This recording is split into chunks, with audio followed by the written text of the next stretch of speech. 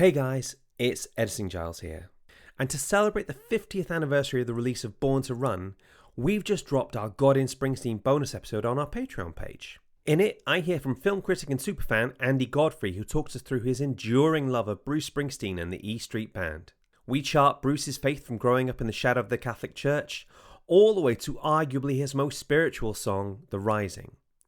If you want to hear the whole thing, then just go to www.patreon.com/GodInFilmPodcast and sign up to our Bishop Waller Bridge tier. You can also check out our God in U2 and God in Gaming episodes. Plus, you can hear longer, uncut interviews with some of our amazing guests. We'll be releasing episodes from Season 8 in September, but in the meantime, I hope you enjoy this little teaser.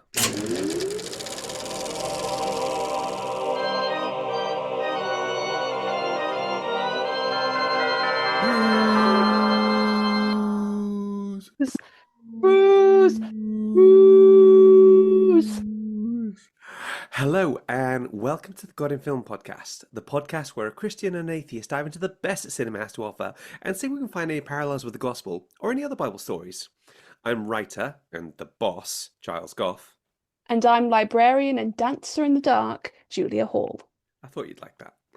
And today, for this very special Patreon exclusive episode, we're going to be looking at the music of one Bruce Frederick Joseph Springsteen.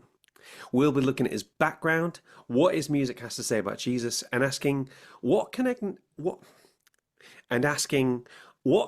agnostic teach us about our faith? Julia, prior to this, was like Springsteen on your radar at all?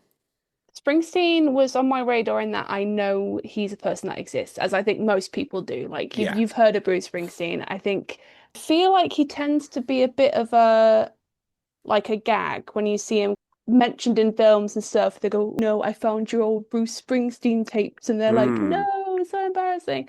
I knew of Bruce Springsteen, but I was very much a complete Springsteen noob. Yeah. So this was an education for me. This was fun. Yeah, I think I had a similar thing where growing up in the 90s, Springsteen felt very much like yesterday's man. Born in the USA comes out in 84 when I'm like 1 year old. So as someone in their early 40s, I would have said I'm probably a little younger than the vast majority of Springsteen fans, but there is a broad scope, a broad spectrum of ages to the fans, because he'd been recording long before I was born.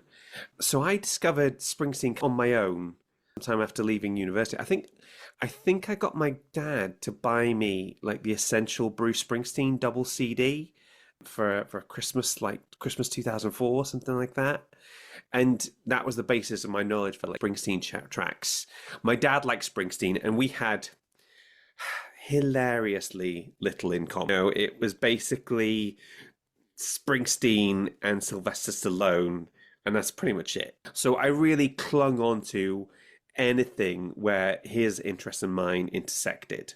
And Bruce in the 80s has this broad working man aesthetic, which I think my dad felt he could really relate to, whilst for me, I got drawn into the more sort of soulful, poetic stuff. Yeah. So what you'll find out pretty quickly is that Springsteen is basically Taylor Swift of middle-aged white men. He has the ability to just make ordinary life seem epic, and there's something about his music that just kind of lifts you out of your situation. And like lots of good writers manage to combine the specific with the universal really well. And I try my best not to idolize people, because speaking as someone who in the past has been a huge fan of Michael Jackson, Lost Prophets, Joss Whedon, I'm well aware that your idols can really let you down. Yeah. So the Lost Prophets one is gonna hurt, man. Yeah, man. Yeah. So I try not to let him take up too much space in my head. Yeah. But he is pretty great, though. Yeah, when I was doing my research for my facts, I genuinely had to Google Bruce Springsteen controversy, like Bruce Springsteen, because I was sat there. Is he an unproblematic king? Have we done it? I think we found it? Because I did. Do you know what? This is so funny. I googled exactly the same thing: Bruce Springsteen controversy. Yeah, because I was like, let me just. There's got to be something. There's got to be something out there, and it's like Bruce Springsteen sparked controversy when he criticized Donald Trump on his recent tour. It's like, yeah, that's what normal people do, mate. You know, everybody. You know that Donald Trump is scum. Yeah. So Springsteen pointing out that fact seems entirely reasonable, you know? Perfectly fine. So yeah, honestly, from at least from what I can see, he really puts his money where his mouth is in terms of saying what he thinks. Yeah, And politically, that usually aligns with what I also believe to be yeah. true and right. So So I was like, hell yeah. yeah, I picked up his book, his autobiography, Bruce Springsteen, Born to Run, and this sounds like a guy who has been to therapy and done the work. This sounds like somebody who has confronted his daddy issues head on, and he is absolutely blatantly honest about the things he was doing wrong, the things he messed up in. He's been married 2 times. He was married to a lady for 2 or 3 years, and he cheated on her. They got divorced. He married the woman that he cheated on her with, and they've been together for the past 30 years, and she's bore his 3 children. So Yeah. I'm a bit like, yeah, okay. Yeah, from what I read, the first marriage was a little kind of whirlwind. Yeah. From what I gather, it was very quick, which maybe cheating. Yeah. My, But at the my end of the day, my policy is men who cheat on their wives are scum. That's my starting position, right? yeah, So if that's where you are, you have to work really flipping hard to get yourself out of that hole. yeah, And being Bruce Springsteen might be a good start. yeah. So that's where You usually have to have an exception that proves the rule. yeah, exactly. And he talks about he had the clear vision. He didn't want to be in a band where it's like one man, one vote. He was done with democracy in that context. And from a creative perspective, I agree with that. I like I'll call the shots, but I carry the can is how I tend to take the approach with my filmmaking. So I understand that sense of wanting to surround yourself with the most talented people, but it's your vision and you want to do it your way. Yeah. And you can tell he's fallen out with most of his friends over a lot of time. But if you've been recording and performing for the better part of 60 years, that's bound to happen, you know? Yeah. So as I tend to listen to music predominantly on my own in my car, I wasn't really like engaging with other Springsteen fans or reading up on it obsessively like I might do if there was a film or a TV show that I liked. I tend to experience music autobiographically. So for me, it's about what a song means to me, and then the artist's intentions usually come second to that. Yeah. The one person who I did bond over Springsteen with was my friend Lance. Now, Lance Kane has been a supporter of this podcast from the very start. He's been one of our Patreon patrons really early on and has written like at least one review for us. So normally my episodes aim to reach as broad an audience as possible, but in this case, we're dedicating this episode especially to Lance Kane. This one's for you, Lance. This one's for you, Lance. So if other people listen and enjoy this one, that is great. But for this episode, we have a target audience of one. Okay? We know what we're about. We know what we're about. Okay. So you know what I want to hear now? I want to hear some Julia's facts. I feel like they're probably facts that you're already going to know, being the Springsteen superfan you are, but for Lance, who might not know, and anybody else who happens to be listening, Bruce Springsteen, he's born in September 23rd, 1949, and actually has Dutch, Irish, and Italian descent. He is the product of immigration to America. I believe Most people are. Most people are, yeah. Spoiler alert. He emigrated from, or at least his ancestors emigrated from a similar, I think the same town that Doris Day's ancestors are from. Oh, really? Okay. Yeah, it's this one specific town, the name of which does escape me. But the Springsteen surname itself is what we call a topographical surname, which means that it's derived from environmental factors. It literally translates to jump stone. I'm not even sure if Bruce even knows that, because it doesn't come up once in his autobiography. It's just like, my name's Springsteen, it came from Dutch ancestors. Okay.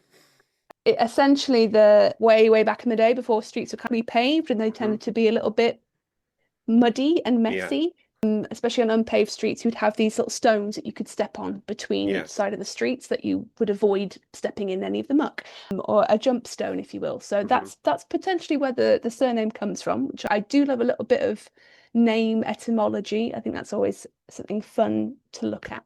Springsteen is actually only one award away from being an EGOT winner.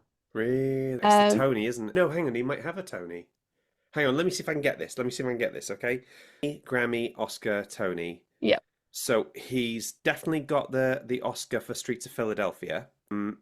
He did the Broadway show, which was like a combination of his songs and him reading from his autobiography. So he could have got the Tony for that. But your final answer? You're not going to tell me, right? And you would have thought he's got a Grammy. You would hope. But the only thing he's probably not done is been on TV. So I think it's the E from EGOT that he's missing. You are correct. Yes! So it is the Emmy that he's missing. He's got 20 Grammys, and obviously the Oscar that you've mentioned, and a special Tony Award, which is like an extra thing. I assume, again, coming from the Broadway show that he. There you go. See, this is the thing. Even when it's not a fact that you figure it out, man. There's this brilliant story where he talks about getting the Oscar for Streets of Philadelphia, and he has this tempestuous relationship with his dad, which we will probably go into later. But there's one bit where, like, later on, as they're kind of reconciled a little bit, he goes into his parents' home, goes into their kitchen, puts the Oscar down on the table. His dad looks at it and goes, "Son, I don't think anybody should ever listen to any of my advice ever again." That's great. Okay, I got two more facts for you. The next one is quite fun. So he actually, much like, I believe it's Regina George, but he actually has his voice insured. It's giving very Mean Girls. His voice is insured for $6 million by... I would have thought it'd be more than that. Yeah, six million doesn't feel like a lot. But then because again, how does one insure a body part? Which is he's not the only person to do this. There's a London-based insurance company called Lloyd's who also insured Tina Turner's legs and Keith Richards' hands. So I assume 6 million would probably be around the ballpark measure for, say, reconstructive surgery should something awful ever happen, or I guess so. A lot of lozenges. There's also, this is my last fact, Springsteen actually has a planet named after him. Of course. It's officially is planet 23990. It was discovered in September of 1990, and it was named Springsteen just because that's what the astrologers who found it happened to be listening to at the time. But a year on Springsteen it's just over 3 years here on Earth. Nice.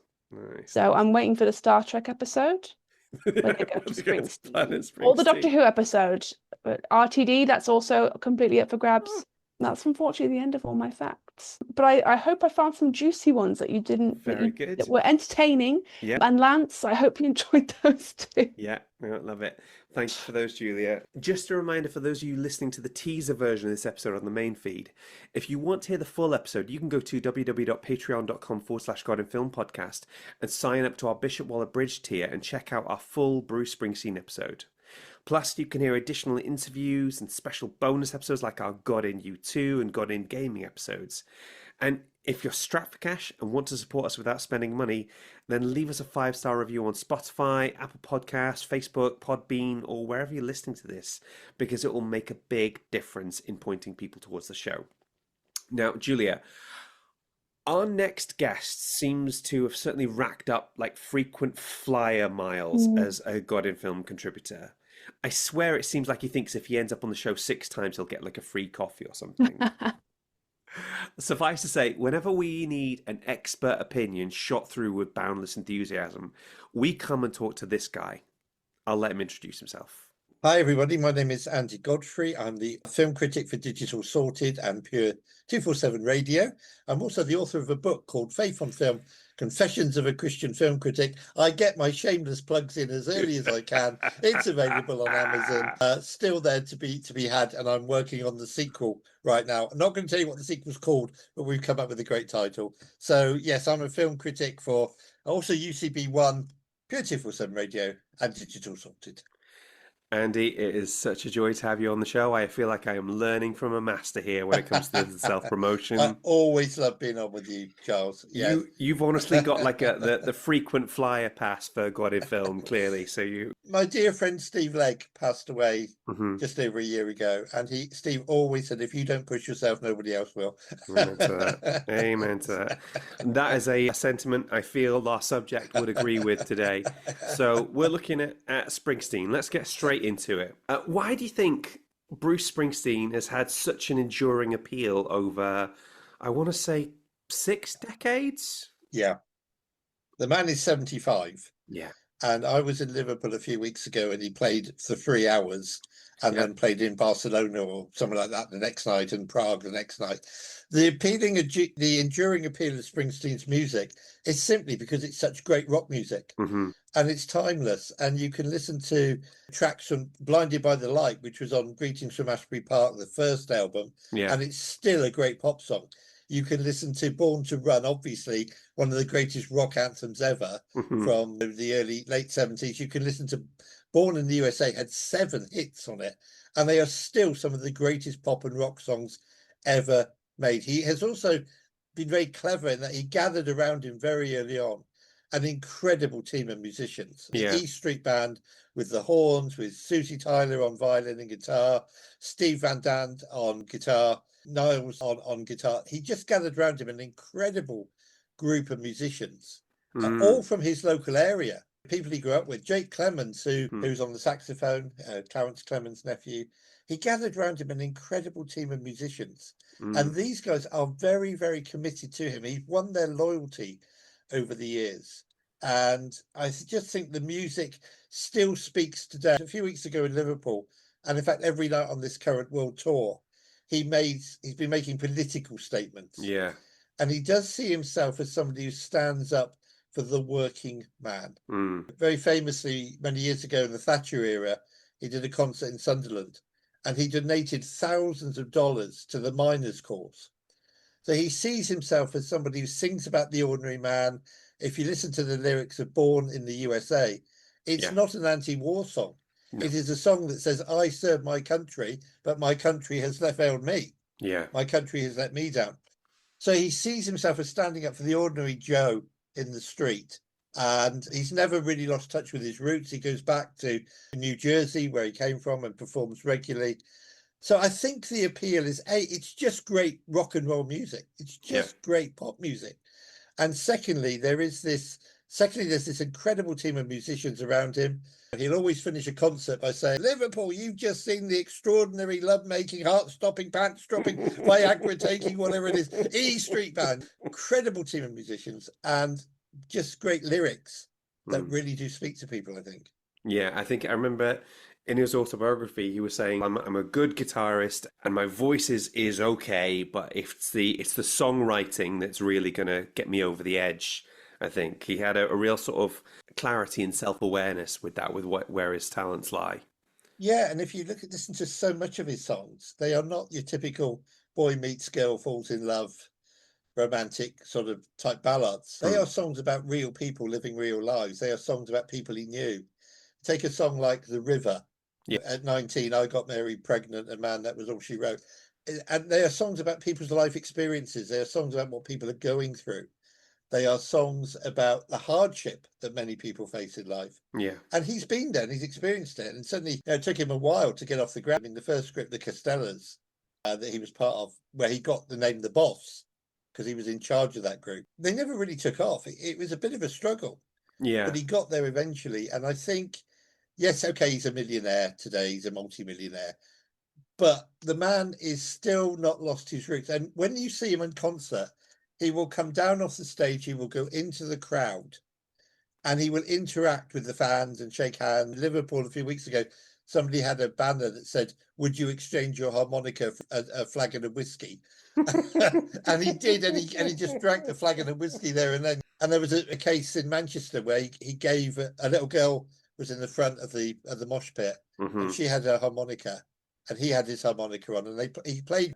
And I think he keeps in touch with his ordinary fans. He's never been aloof. He's quite happy to, if he's seen in the street, to stop and sign autographs and that. And I think he's a really genuine guy. certainly the lyrics. One of my favorite albums is the Wrecking Ball album. Yeah. Which was an album about mad cats and the economy going wrong, and the fact that the rich were getting richer and the poor were getting poorer. And there's a line in one of the songs where he says, "If I ever find these fat cats, I'm going to get me a gun and shoot them on sight." You know? Yeah. Not even in that quite polite language. Well, I've changed the lyric there slightly. I didn't know if you had a beat machine. But yeah, the concerts, so they build towards this crescendo. Normally, what happens is, as I say, after about 2 hours or 2.25 hours, the band will walk off and then they'll come back on.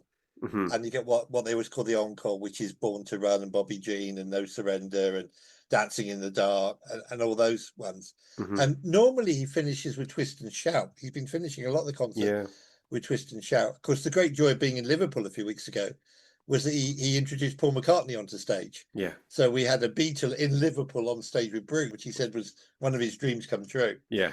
But actually, he finished that concert. He did Twist and Shout, and then the band came back on again, and they did a Bob Dylan number. That's interesting because of his political stance at the moment. But I just love the guy. I love the music so much. Absolutely. You know? So when we think about going from Greetings from Romps at Asbury Park to something like Wrecking Ball, that there has been a clear kind of evolution in his sound somewhere. And how would you describe how his sound has evolved? I think it's evolved in that I think the music's a little bit more thoughtful. I think the music's a little bit more direct. I think he's become braver in his songwriting lyrics. I mean, Wrecking Ball is in many ways a very brave album. You look at some of the songs. He's become much firmer in his beliefs. So I think he's become much more direct. I think he's become much more braver. I think he's reached a point where he just doesn't care about all he wants to do is play. And I don't care what people say about me. I don't care what people think about me. But when you watch him on stage, he's definitely the boss. And particularly with Max Weinberg, the drummer, Max has got his eyes on Bruce the entire 3 hours. He's just watching. And if Bruce raises his guitar in a certain way or in a certain direction, it's clearly a signal that we're going to change songs or we're going to change beat or we're going to change tempo. Yeah. And I think that he's not quite as energetic as he was. Obviously, the man's 75. Yeah. Nobody's going to expect you to jump off a speaker stack at 75. No, you don't expect that. But he's still leaping in the air. He's still swinging the guitar around his neck at the end of the concert. Pure entertainment, really there to entertain people. And the rest of the band are clearly on the same mission. And as I say, they're all in their own right. I mean, Steve Van Dant, he had his own band. He was responsible in America for the Free Nelson Mandela campaign. He had a huge role in the Free Nelson Mandela campaign. And there's footage of Steve Van Dant with Mandela when Mandela went to America. I had no idea about that.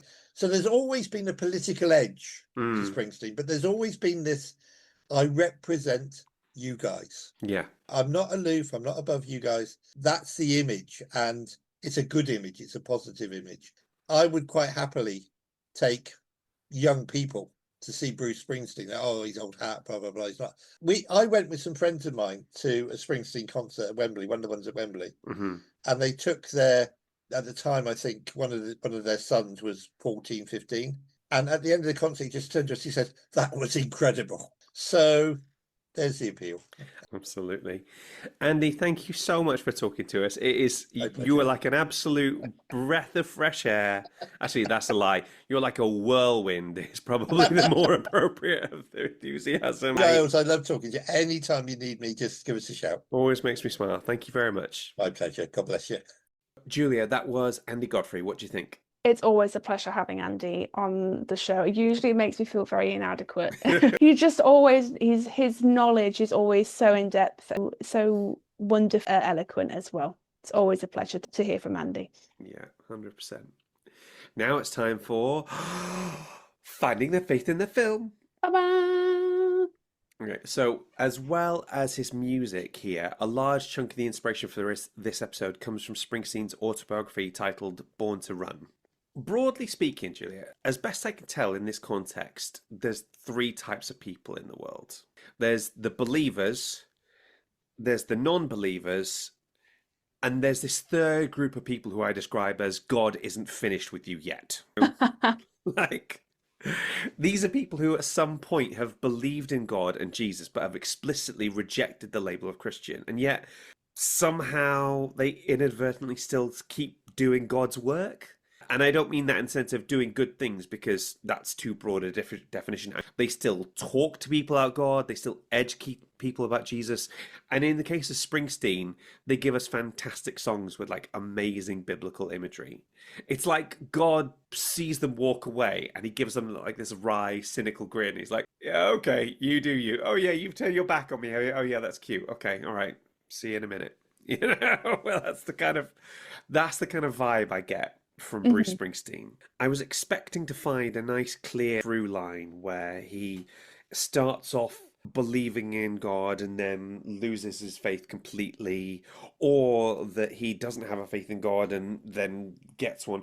But he seems to just play jump rope with that particular line. He's there and he's not there, and it's this really weird. He manages to have his cake and eat it.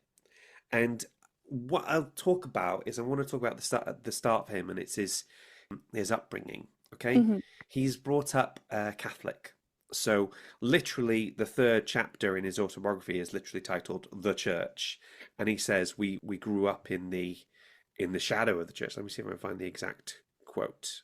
We live literally in the bosom of the Catholic Church, so it's like right around the corner. You know, here we live in the shadow of the steeple, where the rubber meets the road. Let the service begin, is how he phrases it at one point. He talks about the weirdness of going to confession, where he talks about thinking up like a list of acceptable sins. Then he says, how much sinning could you have done at a second grade level? And he talks about the sort of the priests and the nuns. They're everywhere, like the neighborhood gatekeepers. So they're everywhere, but they're still really mysterious. And then when he goes to like an elementary school, a Catholic elementary school, he's really badly treated there. And it's the 1950s in New Jersey. So it's not like I'm surprised that they're a little too free with their hands. But as I say, he's hit by a priest in the middle of a service as an altar boy. The nuns have one thing where he's sent down to a lower class as punishment, and he has to sit there. He talks about this story about the light had reflected off somebody's watch, and he follows the light along, and the nun catches him being distracted, and the nun says, show our visitor what we do in class to those who don't pay attention. And she sends another young student who walked back to me with a blank expression on his face, and without a blink let me have it. Open-handed but full force across my face. So literally in this school, the nuns are getting students to hit each other as a form of punishment. That feels like it's 2 steps down from like the Stanford prison experiment or something. Do you know what I mean? I know. It's just that's wild. And what's the other one? Because he talks about being an altar boy, and I was an altar boy as well. So it's something I have. So I was an altar boy waking in the holy black of 4 a.m. to hustle myself over wintry streets to don my cassock in the dawn silence of the church sacristy and perform ritual on God's personal terra firma, the St. Rose altar. No civilians allowed. Then I sucked in incense while assisting our grumpy 80-year-old Monsignor before a captive audience of relatives, nuns, and early rising sinners. I proved so inept, not knowing my positions and not studying my Latin, that I inspired our Monsignor to grab me by the shoulders of my cassock at 6 a.m. Mass and drag me, to the gasping shock of all, face down on the altar. That's... Come on. And later that afternoon in the play yard, my 5th grade teacher, Sister Charles Marie, who'd been present at the thrashing, handed me a small holy medal. It was a kindness I've never forgotten. And that, combined with his dad has a lot of mental health issues. His dad sees Bruce as like a competitor for his mother's affections. Yeah. And he, like much later in life, Bruce's dad, Doug Springsteen, is diagnosed with, I think, schizophrenia. Somehow he's very isolated. There's a story about how they were, like, he was teaching him how to punch, and then Doug whacks his son with just more force than is necessary, and it sends a message, if you like. And it blows my mind, this, because when you've got these pillars of your young life, you've got the church, you've got school, and you've got your home life. These are people who are meant to represent God. They are meant to protect you. And then when they're treating you this way, is it any wonder that a young person, their takeaway from this is that God is not a safe person to be around? Yeah. And this creates like a troubled relationship for him with faith going forward. The way I always say it is like it dirties the brand, you know? Yeah. It's really hard for me to tell you about Jesus and how great and loving he is when you've had somebody telling you that Jesus is very disappointed in you and it's Jesus that's making me smack you around the house and all the rest of it. It's like, Yeah. do you know what I mean? Yeah, it's more work to do the damage that's been done. Exactly. It does make things more difficult. Yeah. So there's this one quote that I wanted to share with you, and he says, "On my 8th grade graduation day, I walked away from it all, finishing, telling myself never again. I was free, free, free at last." And I believed it for quite a while. However, as I grew older, there were certain things about the way I thought, reacted, behaved. I came to ruefully and bemusedly understand that once you're a Catholic, you're always a Catholic. So I stopped kidding myself. I don't often participate in my religion, but I know somewhere deep inside, I'm still on the team.